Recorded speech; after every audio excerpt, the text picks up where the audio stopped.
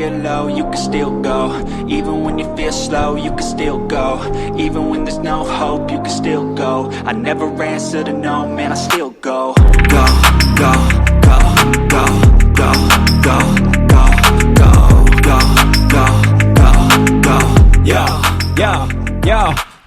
What's up, ladies and gentlemen? It's PKR, Pastor Keenan, back with another episode of People Suck, Love 'Em Anyways, where everything is made up and the points don't matter. Nope, that's whose line is it anyways. But nonetheless, I thought I would just steal that. That was pretty good, I ain't gonna lie. I know, right? Flowed pretty good. Yeah, it did flow pretty Drew good. Carey's in the house tonight, Yeah. ladies and gentlemen. Absolutely not. We do have to figure out how to start zooming people in or something. Right. Actually, We'll we have to figure it start figuring out, Nick, how to get people on, how to start doing episodes ourselves, like where we get in front of cameras and stuff. Right, yeah, maybe one day. Yeah, we got cameras. We got cameras. We just don't have not the in mics front to of them. hook up to the cameras. No, we're actually behind the camera at church right now. So, yeah, we need to get in front of the camera somehow or another. But anyways, thank you guys for tuning in, for hitting that download button, for listening to another episode of People Suck, Love 'Em Anyways. Thank you for telling your friends, your family, and whoever else you can. Maybe it's just a total stranger going down the street and you freak them out. And you just say, hey, people suck.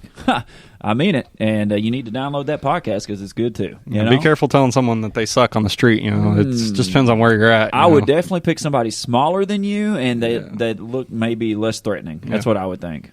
What do you and think? of course, it just kind of depends on where you're at too. You know? This is true. You're driving down the streets here in Hodgenville. You driving down the downtown of Chicago. Woo! I was going to say Louisville, but yeah, I mean, Louisville, Chicago. I'm going. I mean, we got a bigger reach than Kentucky. Yeah, this is true. Louisville is little Chicago, pretty much. Right, I feel it's getting there. So. It is getting there. And Radcliffe is little Louisville, so we're going everywhere. We're getting down. So, but yeah, so thank you guys so much for that.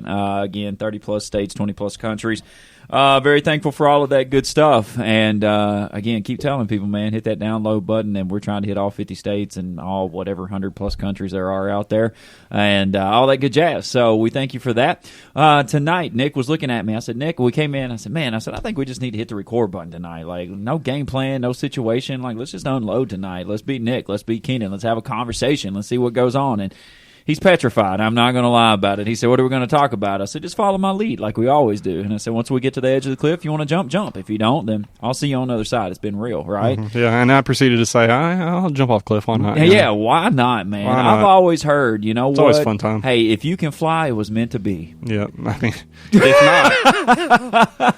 I'm just saying, if you're meant to fly, it's just meant to be, man. You know? I mean, if not, you may be flying in a different direction, different way, different matter, form. I don't know. Absolutely. You're going to meet Jesus one way or another. That's just it, bottom line. And, so there's that. But, man, I tell you what, I've just been I was talking to Nick today before we got on this thing tonight. I said, man, I just, I think our podcasts are good. I think our episodes are good. I think we have a lot of back and forth conversation and stuff like that. But I think, honestly, sometimes I ain't going to say it can seem pre-planned or anything like that, because it's truly not.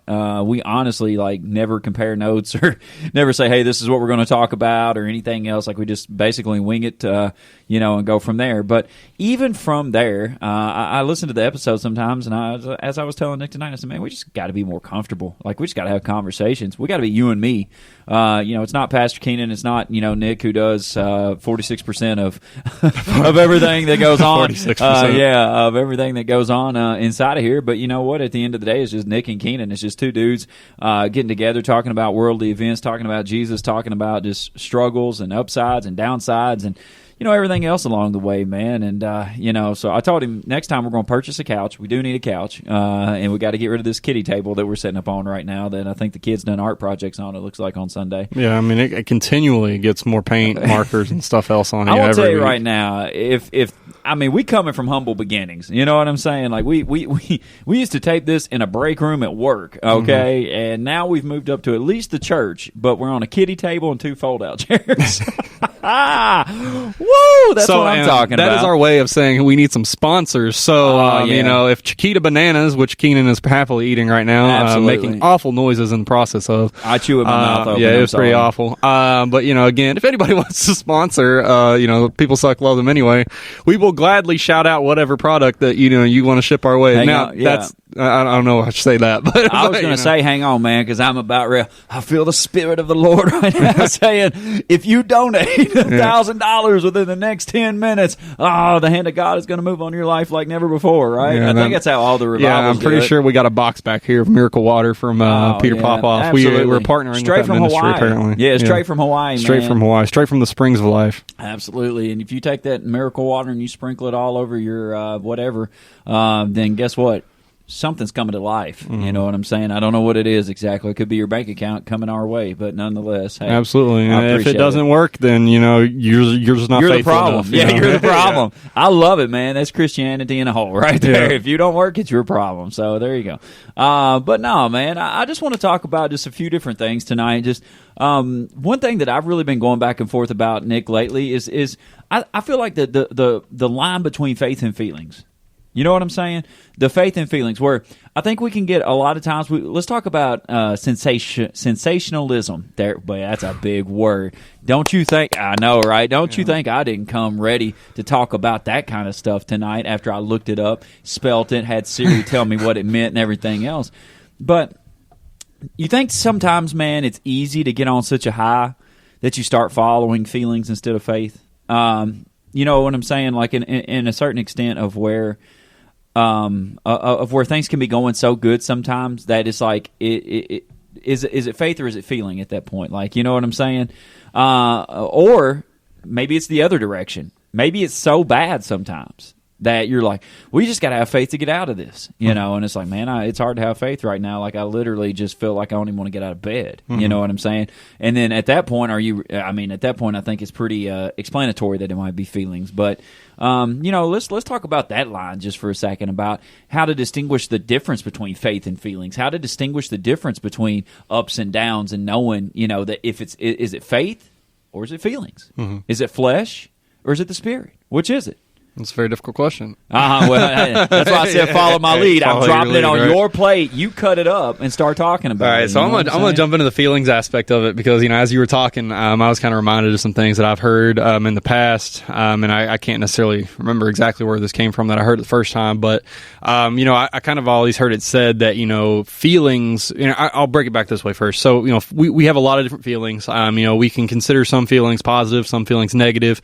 You know, there are some feelings that make us feel good, and there are some feelings that make us feel bad.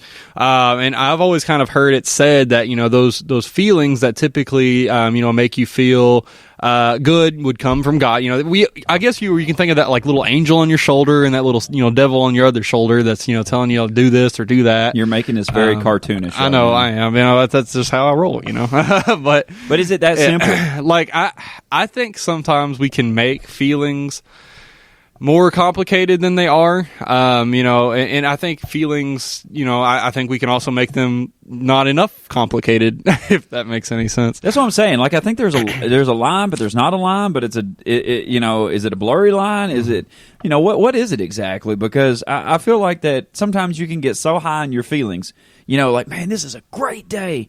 And it's not, I'll be honest with you, it's not because a lot of times you have a lot of faith, but it's just because a lot of good things are happening. You know, I mean, you might have woke up early, you might have got a good night's sleep, hot shower, you know, got woke up. Hey, you know, traffic was at a minimal. Everything's going good. And so you might be just feeling good at that point. Does that require a lot of faith? I don't think so. But, you know, at that point in time, it's like you're riding feelings instead of faith. You know, where the faith aspect comes in sometimes, I feel like, is where you're looking and you're going, man, I'm feeling good. I think, to me, like, faith is consistent across the board, whether it's good, whether it's bad, no matter what situation you're in, the faith is still remains there.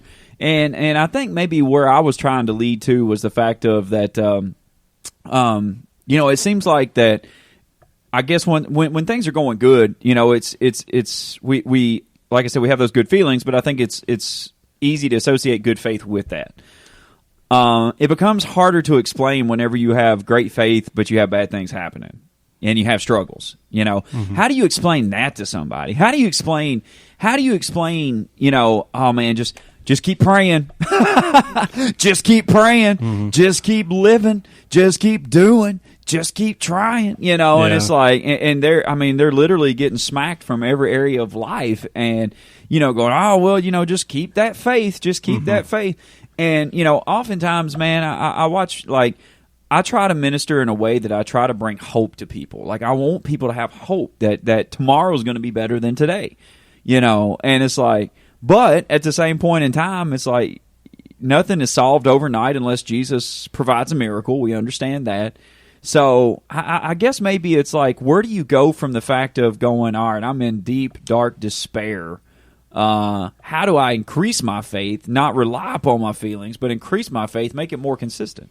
Yeah, and I think a lot of it comes down to, I want to say, your heart position, maybe even your maturity in the faith, to be able to know, like, hey, I was just reading from Ecclesiastes before the podcast, and I was just, I got to the part where it's all right. Aren't you saved? No, I was watching I'm 3 days TikTok. behind. So I was 3 days behind on my daily Bible reading, so I had to get caught up. But, in that he was, he was saying that, like, I don't say everyone, but like there are times where you will be living in prosperity, and there will be times where you will have absolutely nothing. And in both times, we have to remember that both are, from God, and being understanding that, it's very easy when we are in, the victorious, everything's going great, I have everything I want, and, everything's going swimmingly. It's very easy to think, to fall into that, I did this. Like I got this. I'm glad I'm owed this. I deserve this. Everything I did, brought me to this. I made the right decisions. Everything just worked out great. But then when we're in the deep dark moments where things are horrible and we're in that pit of despair, it's very easy to turn the blame on someone else, right? Or God, himself, right. And say, this is your fault. Why are you doing this to me? Because I was also just recently reading, the book of Job, and I can honestly say I don't know if I've ever actually read all the way through Job before. 42 right? chapters. It's pretty long, and I saw this as if you have never read it before, yes, it's 42 chapters, but absolutely, it was relatively enlightening to me because I read that and I was sitting there thinking in my head that this feels like a conversation I've had with myself and God time after time after time after time. Absolutely. And that's what I want to get into. Go deeper. Right, go deeper, dig, right. Dig. So, expose yourself to me. Wait a minute. Whoa, hold on. hey, Wait a minute. oh. Stop. Yeah. Anyway. Okay. Yeah. So like these, these friends of Job, we're sitting here, talking to him, and like I said, I don't have the Bible right out in front of me unless I pull my phone out, but that's and not there's a lot Bible. to read. That's not a Bible, you say. Bible app, I should say. There you I will go. put it that way. But again, just there's a lot to read in there. But he has these friends who are kind of speaking into his life and speaking into his situation. They're outsiders Negatively. looking in, right? And see, I see it as. What they are saying are things that I have said to myself when things aren't going right. Mm-hmm. And to me, I know the way the Bible has it, it's these friends speaking into Job, but there was that part of me that was like, what if, imagine it from the perspective of Job, and this is his like self-conscious talking back to him. Right. Like Job is saying what he is saying, about, like I've done nothing wrong, God just hates me, like I don't, all this crazy stuff, and and we're trying to rationalize what's going on. Yeah. And his friends are trying to rationalize what's going on. They're trying to use the knowledge that they have, the wisdom that they have, to try and explain what is happening, what's going on. They're having this like back and forth conversation of blaming Job, or blaming God, or blaming like whatever else. Again, there's a lot to it. There's a lot of meat in that story. But again, I see it as we have those kind of those moments where we're confused, and when we're in the darkness, when things are going wrong, where we have that moment of where our faith falters a little. Mm-hmm. It's like I tried everything. I thought I was doing right. But why is this bad thing still happening to me? People have died too young. People have gotten sick. People, your car's broken down. You've been evicted. You lost a job. All these different things, and you're like, why is this happening to me? Right. And it's very easy to get stuck in that mindset, or get stuck in that inner monologue of trying to figure it out. Trying to figure it out on your own. You're not having conversations with God necessarily. You're just sitting there trying to figure it out on your own. Right. And I know this is, again, we're going really deep into this, but absolutely, we got all the time in the we got all world. the time in the world. The listeners got all the time in the world. I'm just, but, right. And so it's just. I'm trying to make sense of this in my head. God help me, but again, we all struggle with that. When the times are bad, it's very, very difficult to keep the faith. And I think that's something that everyone can relate to. If you have any level of faith, right. Well, I want to talk about hypocrisy just for a second, because I think a lot of times, like, And this is something that like I even look at occasionally. You know, I feel like I have a duty and a responsibility to preach the Bible in its entirety, absolutely. But not only that, I have a responsibility to preach the truth. But I also have a responsibility to, I feel like, to find hope somewhere, like I said, in those scriptures, to offer hope to people every Sunday, every Wednesday, no matter what. Which Ecclesiastes is not full of, by the way. Absolutely not. There is some books that you definitely need to avoid if you're looking for hope. Leviticus. I was reading Deuteronomy, maybe. I was reading Ecclesiastes, like, man, did I write this? Yeah, right. In a sad, my 13-year-old emo Life stage. is meaningless. Everything is meaningless. Yeah. We are meaningless. Yeah. Animals are meaningless. Cats are meaningless, by the way. Yeah. But yeah, I mean, hypocrisy, I think for a second, like, where does that line start to come into play at, of where are you really focusing and concentrating on what you're saying and believing? You know what I'm saying? Like, if we stand up and we quote Ephesians 3:20, he's the God who can do exceedingly and abundantly than what we could ever think or dream or imagine, okay? He can do abundantly more than what we could ever think, dream, or imagine. And then it's like, but we have a bad day. We have a bad week. Maybe a bad month. I mean, I don't know. I don't know where the valley ends at sometimes for people. And it's like, maybe you're a hardcore tither. Maybe you do come to church a lot. Maybe you do read the Bible. And you're just in a season of struggle. I think it happens. I mean, obviously, like I didn't see one person in the Bible that I've read about that was like, things were peachy keen after they decided to give their life to God. I don't see it.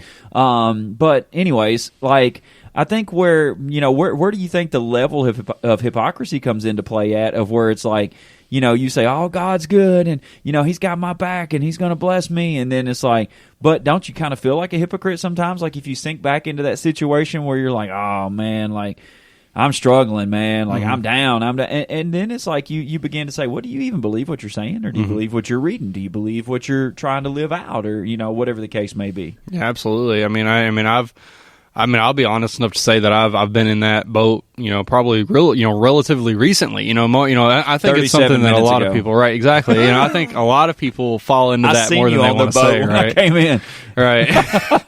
I think a lot of people experience that, what you're talking about, a lot more than they want to, kind of talk about, because, and again, it does come back, in Ecclesiastes, he said that no man ever will or ever has been perfect. Everybody falls short, everybody fails.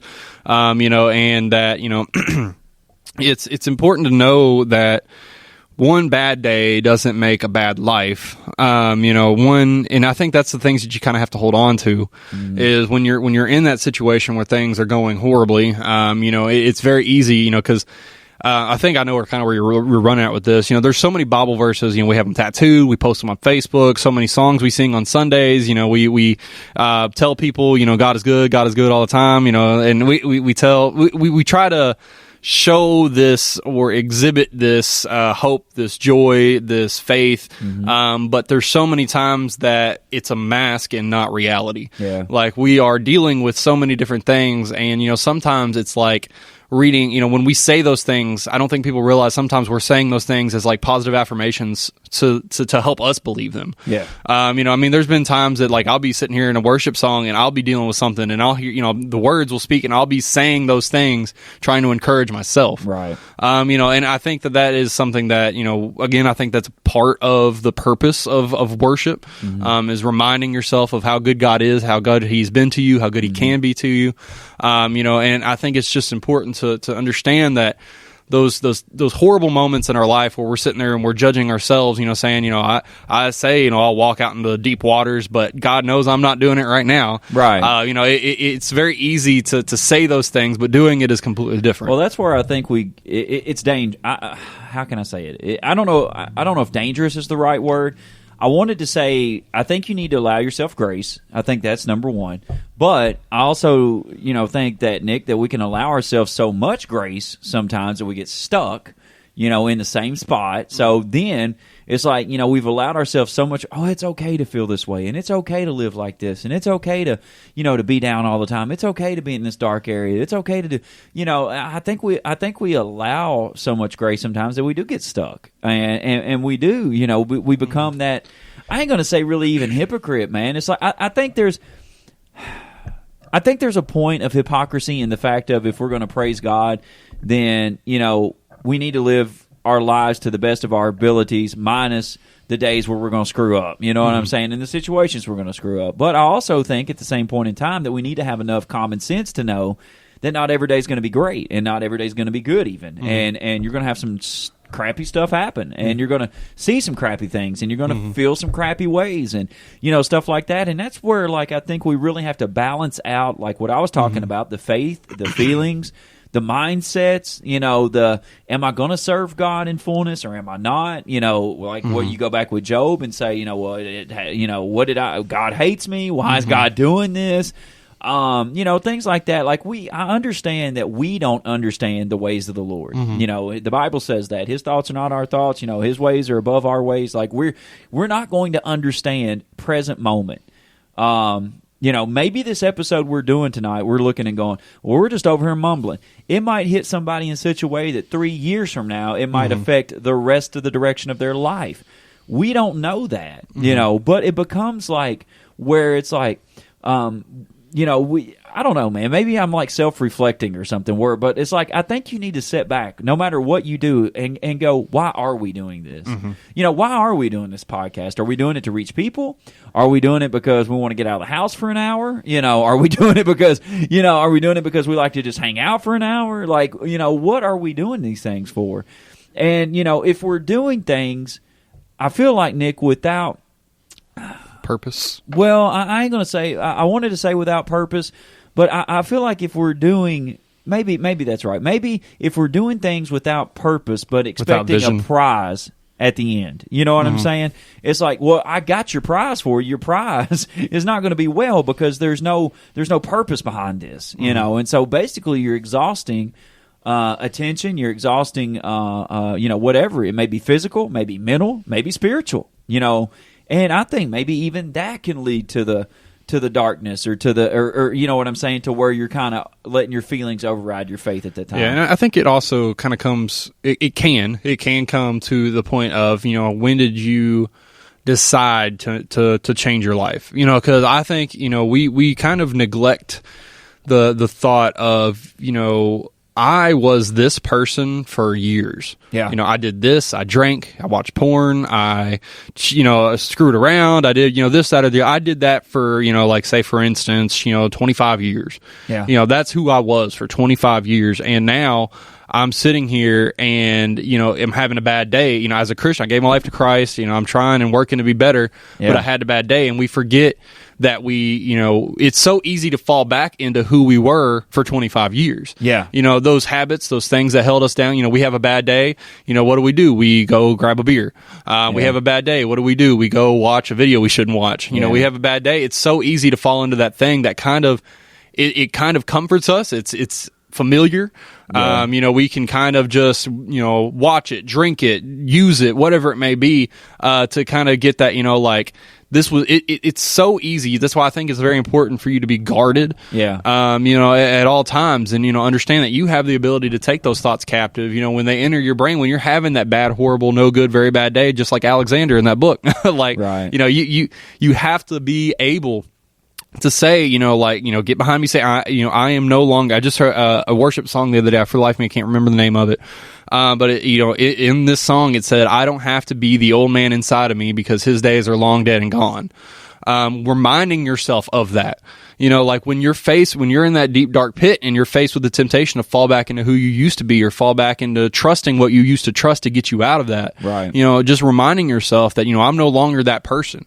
That old me has died and I've been born again and raised again with life and as a new person, as a new individual. I can't be doing these things anymore. Because God wouldn't like that. Right. It's not good for me. It's not healthy for me. It's not, positive. It's not going to, provide anything beneficial to my life or my relationship with God, and we have to be able to remember that those things. And again, I'm not saying that it's not hard to do that, because it is, it's very easy, like I said, to just sit there and fall into something that you used to do so many times in the past. Right. You don't even think about it. It's almost like an old habit that just creeps back up again because, you're feeling stressed or you're feeling anxious or whatever that may be, which kind of goes back to what we were kind of saying in the very beginning there about our feelings getting in the way of our faith. Like when those feelings of anxiety, those feelings of depression, those feelings of fear that you feel, and then they cause you to do something that God doesn't want you to do, that in that moment should tell you this is not from God. Well, I think, whenever you're talking about experiencing things like that, or like the bad things that want to cause you to turn to those things that used to make you comfortable, I think we have to understand that faith isn't comfortable. And maybe that's the reason why people withdraw from faith and turn more to feelings. Maybe that's the reason why, because faith is going to even ask you to get more uncomfortable than what you already are, and what you're already experiencing. And the human mind, the human body, I think a lot of times says, I can't take no more. I can't take this anymore. And that's not true. But that we let our feelings override that, and so because we can't handle, manage, take whatever the sensory issue is, or whatever the situation is that's coming at us and we're dealing with, because we can't handle it anymore. Instead of trusting and relying in faith, which is going to cause us to be even more uncomfortable, we turn to those vices, those grips that used to have us in life, and we turn to that and we say, hey, this is going to help stomp out my my anxiety, my depression, my whatever it might be. That's going to help me cope with my feelings. And like you said, it's like it's like a dopamine shot or whatever you want to call it. It's just like it's like not having a Coke for 3 days and then you have a Coke, whatever. Like it's like and it's like, but your brain relaxes. It does, but it's like we only stay in that state. It's temporary. Exactly, for long enough until it wears off. And then it's like, what do I do? The problem is still there regardless. The problem is still there. And I think that's where a lot of people, like if we're just being honest tonight and people actually listen to the episode, tell all your friends to hit the download button. But people actually listen to the episode, I think people get into that position where instead of going uncomfortable with faith, they go with familiarity, with feelings, and then the problem never gets solved. Okay, so feelings are a Band-Aid. Yeah, so the problem never gets solved, and so therefore people give up on faith because they don't see production in what Jesus can do. And it's like, if I can't see production in what Jesus can, and that's where I think it's so cliche to look at people and go, well, just tough it out, just pray one more time, or just, keep going. And it's like, I think we have to come up maybe with better ways, with better understandings of how we can help guide people to say, hey, look, don't revert to the feelings. Don't go back to the darkness. Don't throw in the towel just yet. Keep going, keep pushing, but let's take small steps here. Let's take baby steps. Even the Bible says this, talking about, whenever you first jump on board with Jesus, you're drinking milk, man. You're a baby, you're an infant, you're a child, and you have to grow up. So it's a process. And I think we need to let people know that a lot of times, that everything with God is a process. Now, miracles are a process too that are sped up, but a lot of things and a lot of instances in life are processes that where we have to let our faith override our feelings. Yeah, giving in, kind of like what I was saying, like giving into your feelings is a Band-Aid solution to something you need surgery for. In faith, like surgery takes a while. There are sometimes people are doing 16-hour surgeries, 24-hour surgeries, but and again, with that mindset, we're thinking, oh God, faith is going to take that long. Sometimes it does. Sometimes you have to hold on to that faith. It's uncomfortable, it's long, your friends and family may be a little scared, they're trying to figure out what's going on. They don't know how much longer it's going to be. Yeah. It's uncertain whether or not you will make it or not.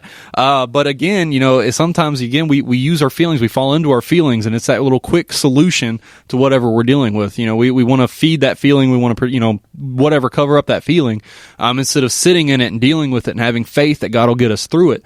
We allow our feelings to control our actions. We allow what we're feeling to, cause us to do something that's going to push us even further back. Yeah. It's not going to it's not going to be a solution solution to what you're dealing with. We struggle, I think, as a society with treating the symptoms and not the problem. Right. Like, we'll treat, like kind of like, you got a headache, so let's put some Tylenol in there. Well, maybe you haven't ate all day. Maybe you haven't drank any water all day. Yeah. We get a cut or something like that, and we get an infection. Instead of put antibiotic on it, we just put a Band-Aid on it, and then it gets worse. So again, just we do that a lot with a lot of different things. We are smoking, all right? So, we smoke cigarettes because we're anxious. Why are we anxious? Digging, I think one of my favorite authors, John Acuff, he kind of puts it like this, is like pulling the thread.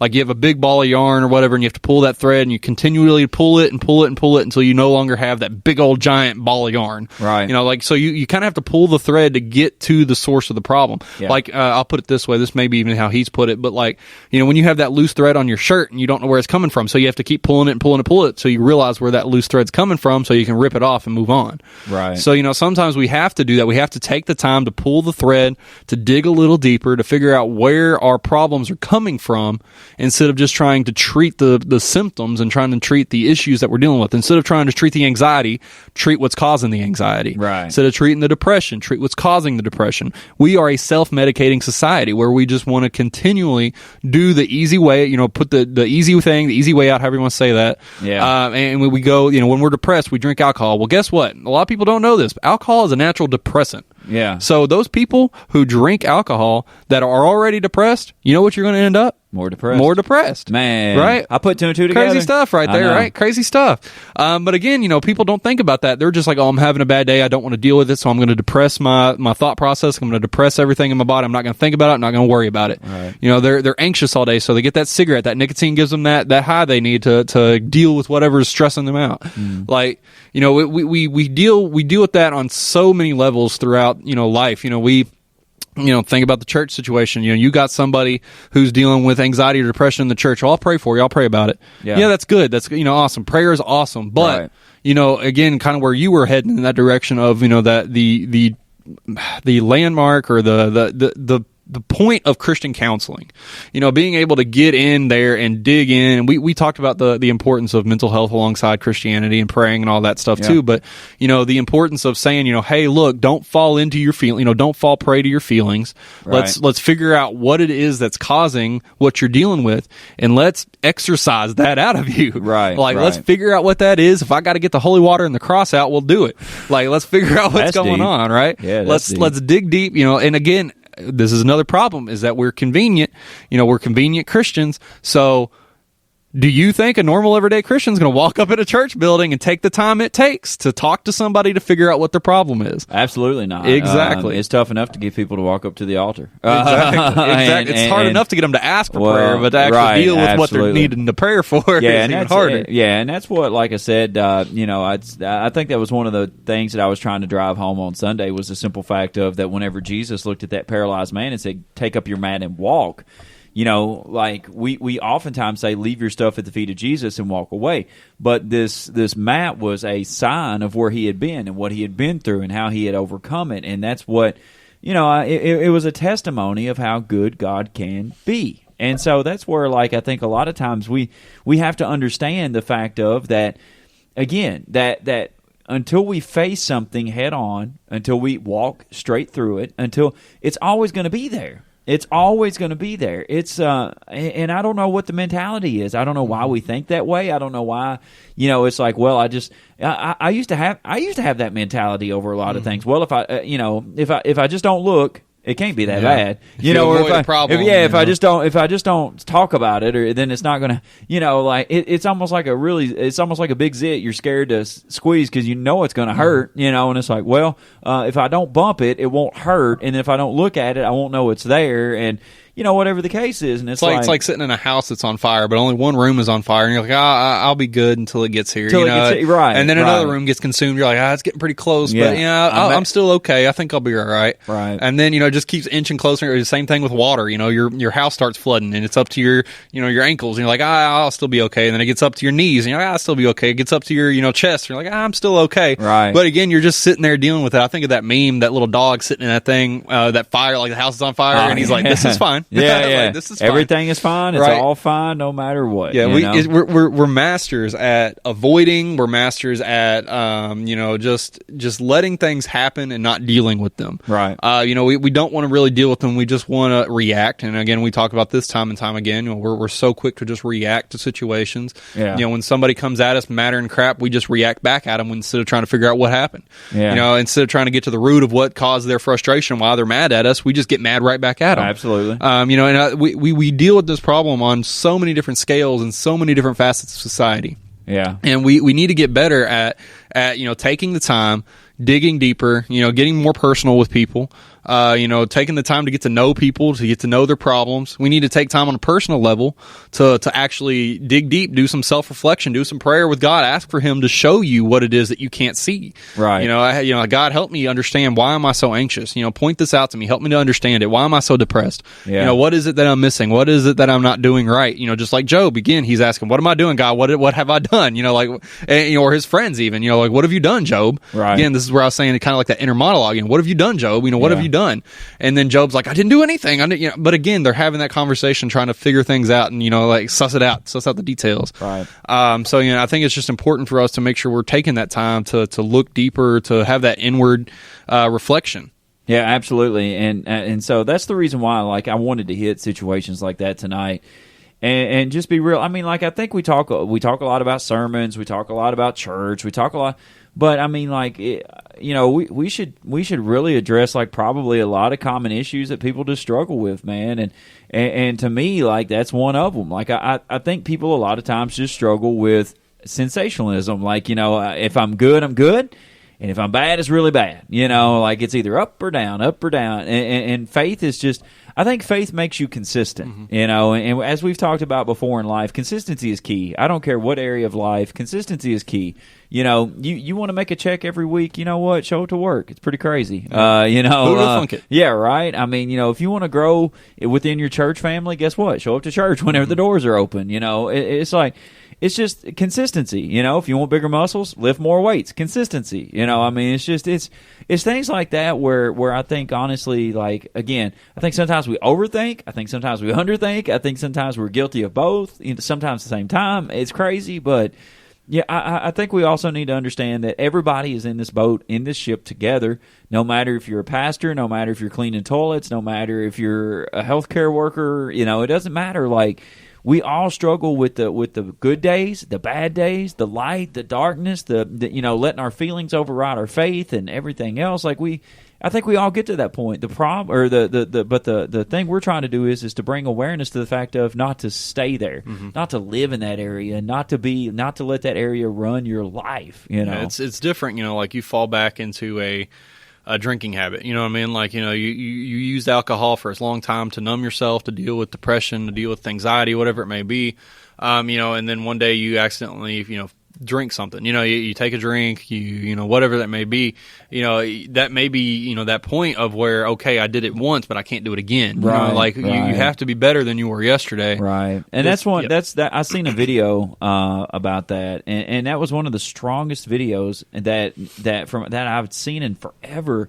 And a guy was just talking about that. He was talking about being sober and how, day one, everybody starts back at day one, and it's if you fall down walking to the road, this was this guy's analogy. He's if you fall down walking to the road, you don't go back to the porch and start over. You get up where you are, you dust yourself off, you make sure you're okay, and you still keep heading for the road. And it's that's where I think we have to understand that, where it's okay, I wasn't as good as what I was yesterday. It doesn't mean I have to go all the way back to the beginning. Like that man with the mat. Maybe a week down the road, he started grumbling and complaining a little bit about something. It doesn't mean he has to go back to being paralyzed and laying on a mat. He's just got to go back and look and go, man, I'm not where I used to be. I got to keep moving, Yeah, and I think it's also important to make sure that you're trying your best to avoid those temptations that you struggle with. Yep. It's kind of like that whole situation of the I'm trying to remember the story, but a cop that drives by the donut shop every day, and he's trying to lose weight, right? But he drives by that donut shop every day, and it smells good driving by every day, and he's good. I can't eat that donut, but one day he gives in because that smell is just so strong. He didn't eat breakfast that morning, or some of our listeners eating a whole freaking thing of chocolate chips. You know what I'm saying? Exactly, I know, right? Yeah, she knows what she did. Yeah. But again, just understanding that, like if you struggle with that, and I think it's funny because like I sent Keenan this video the other day. I think maybe it was yesterday, but of this pastor at another church. He was screaming and hollering about like how your phone was going to send you to hell or something like that. Yeah. And I had to kind of dig a little deep into the situation because if you don't have the context, that video almost doesn't make sense. But again, I think I get the point. Like if you're using your phone, if that is something that you're using and it's falling into temptation, like if you're in a serious relationship and you're using your phone to cheat on your spouse with, if you're using your phone to watch pornography, if you're using your phone to order drugs, if you have to remove that temptation from your life and you got to move back to a flip phone, move back to a flip phone. Yeah. Like, do what you have to do. In that video, he said that, in the Bible it says that if you steal, then you need to cut your hand off, and I mean, that mentality is a little, he was very passionate about it. I'll put it that way, but it can still be utilized, I think in today's standards. If you struggle with alcoholism, try to avoid bars, try to avoid friends who drink. If you if you are trying to get sober from pills or weed or whatever that may be, try to avoid situations where you're going to be around that. Right. We're around those people. You want to avoid your triggers as much as you can while you're trying, as you said, as a baby Christian, as you're trying to be better and do better. Right. Again, when you're a baby, it's going to be a lot easier for you to fall back into those habits. It's easy for a grown, mature Christian sometimes to fall back into those habits. Yep. So it's very important, that you try to do your best to avoid those situations. If you have to delete that app off your phone, delete that app off your phone. If you have to take a different way to work, even if it's a longer way to work, take that different, longer way to work. Yep. What's important is, again, working on yourself, making sure that you're secure in your faith, and you don't have, or at least that you reduce the risk of you falling into your feelings. There you go, man. So, again, thank you guys so much for tuning in, for being a part of this. Hopefully you can take a nugget from it somewhere that you might listen to and be like, yeah, I need that, man. I needed to hear that. So we thank you guys so much for hitting that download button. Tell your friends and family about it. We love you. We appreciate you so much. And until we meet again, we love you and be blessed. Even when you feel low, you can still go. Even when you feel slow, you can still go. Even when there's no hope, you can still go. I never answer to no, man, I still go. Go, go, go, go, go, go, go, go, go, go, go, go. This is Pastor Keenan with my sidekick, Nick. And as always, thank you so much for hitting that download button on People Suck, Love Them Anyways. Tell your friends, tell your family, and again, remember, don't suck and love people. Even when you feel low, you can still go. Even when you feel slow, you can still go. Even when there's no hope, you can still go. I never answer to no, man, I still go. Go, go.